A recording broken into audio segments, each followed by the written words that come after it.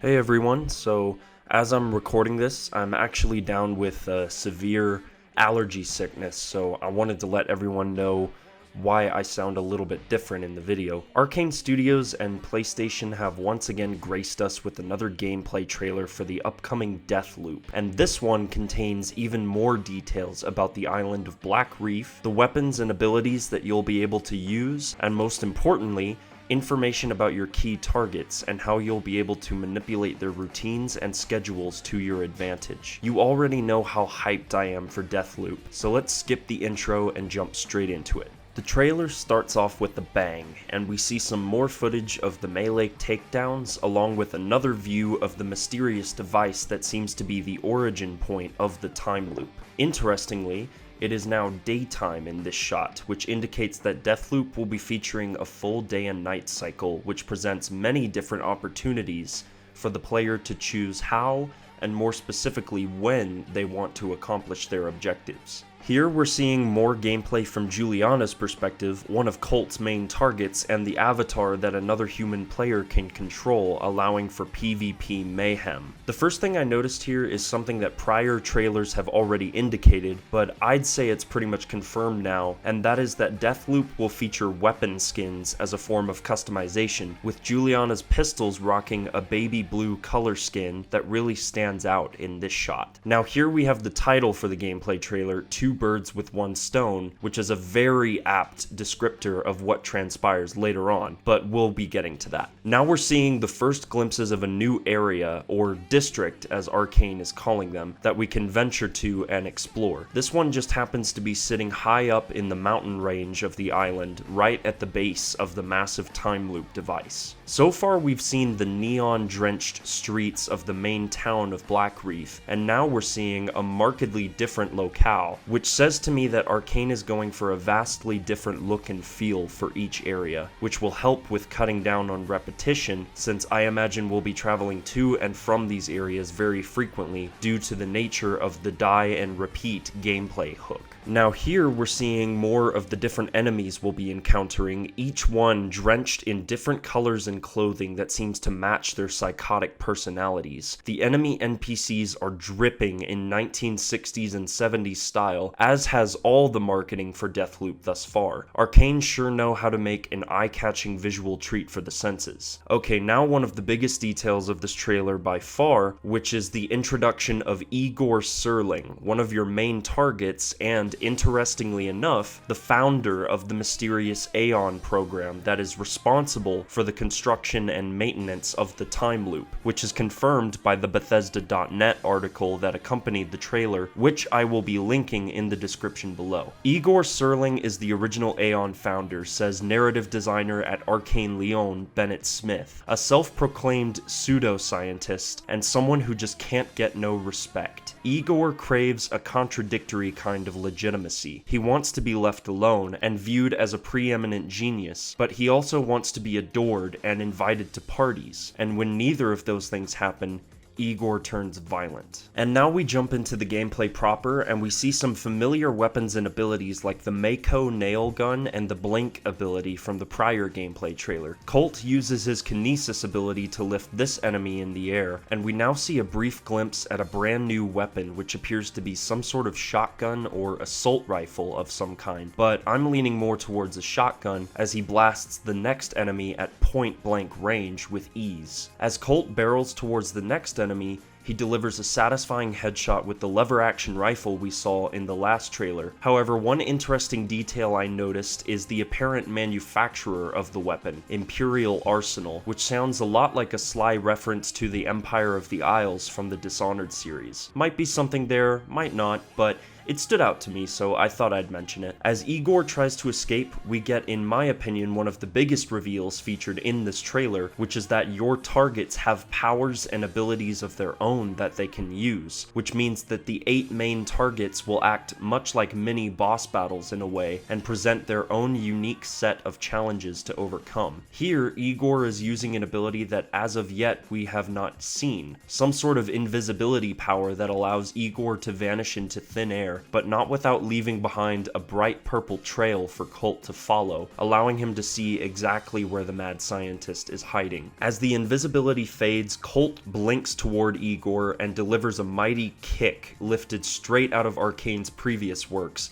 namely Dark Messiah and Corvo's Blink Kick from Dishonored 2, an awesome contextual feature that has become something of a gameplay staple for Arcane. As Colt narrates, he explains that eliminating the targets one at a time is virtually impossible, as they are all separated by miles of terrain and armies of goons waiting to gun him down. Colt mentions that his other target, Alexis Dorsey, who we met briefly in the last gameplay trailer, is hosting an extravagant party on the other side of the island, meaning Colt has a very limited window to reach him unless he finds another solution, which we'll get to in a moment. It's in this shot that we get our first real idea about the scale of Black Reef Island and how large we can expect each playable area to be. In the Bethesda.net article, it is explained that, with 4 unique districts breaking up the island and 4 segments of the day to explore, you can tackle any area of Black Reef at any time as you pick up clues and learn more about your targets. The districts are open,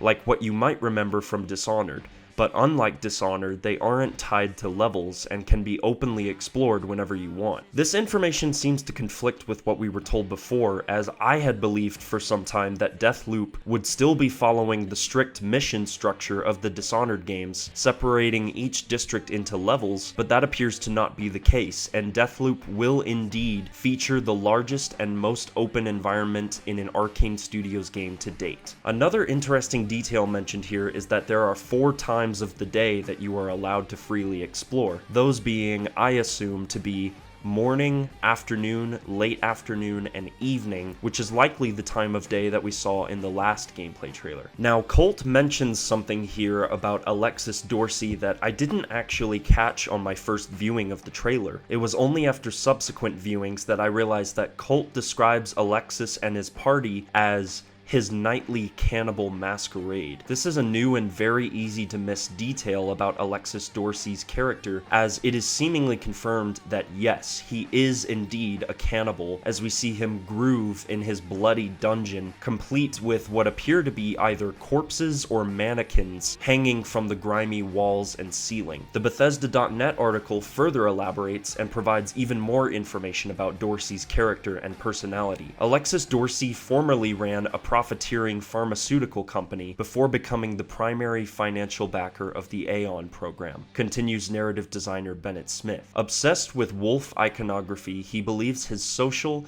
and business achievements have earned him the title of an alpha. Alexis wants to be the man everyone wants to spend time with, sleep with, and party with. As we shift back to Colt's hunt for Igor in the next loop, we see him using the same invisibility that was used by his target, and confirming yet another ability that we'll have access to. Colt explains that Igor is a big fan of Alexis and his parties, but he never shows because he is busy making a scientific breakthrough.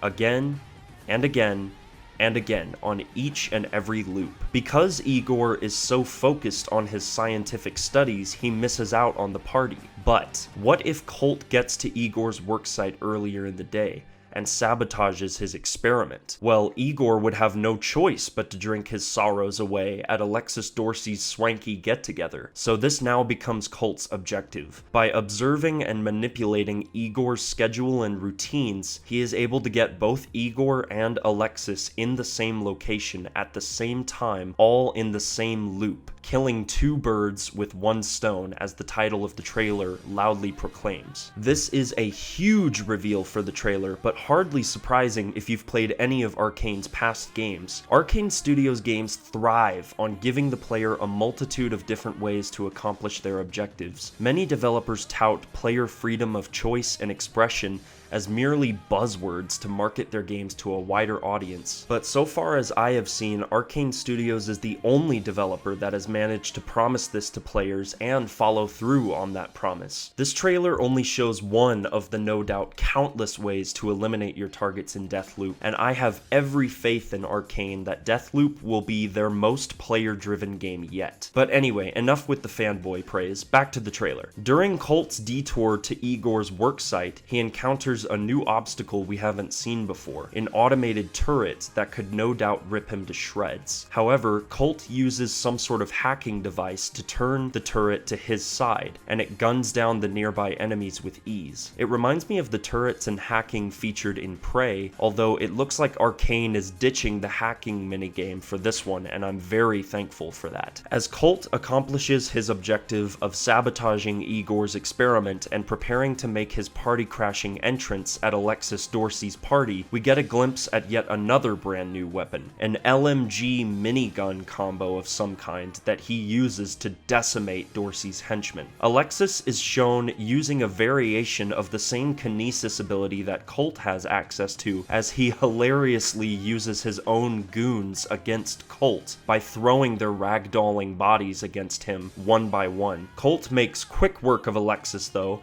and sends him flying out the nearby window. As Colt progresses through the mansion, he wields his shotgun with what looks like the same camo that Juliana had on her pistols earlier in this trailer. We then see yet another new weapon, a rifle that fires only a single round before reloading, just another tool to add to the arsenal. Igor attempts to make his escape yet again, only for Colt to fire off a few shots with his revolver, use kinesis to lift Igor into the air, and yank him backwards into a statue of the wolf, shattering it into pieces before delivering a satisfying curb stomp straight to Igor's brain. As we ramp down towards the end, Juliana makes her smug and triumphant appearance, picking off Colt from a distance with her trusty sniper rifle. As Colt's lifeless body slumps to the ground, we see what could be the distorted remnant of Colt's spirit as it travels back to the beginning of the loop, warped by time and space. A few more clips of Juliana wiping the floor with Colt, and the trailer comes to a close, with the promise of a release sometime in Q2 of 2021, which is most likely the April to June timeframe. Bethesda has released games in this window in the past, such as Doom 2016 and Rage 2 most recently, so it makes the most sense to me that the earliest we could get our hands on Deathloop would be probably sometime in May, if I had to hazard a guess. But with all that being said, this is everything I noticed in the most recent Deathloop gameplay trailer, but now I want to know what you think in the comments down below. Did this trailer get you even more hyped for Deathloop, or more disinterested? Are you excited about the freedom of choice that we glimpsed in the trailer? Why or why not? Consider subscribing for more content like this, and be sure to hit that notification bell so you never miss a video. And remember that the outsider walks among us. Thanks for watching.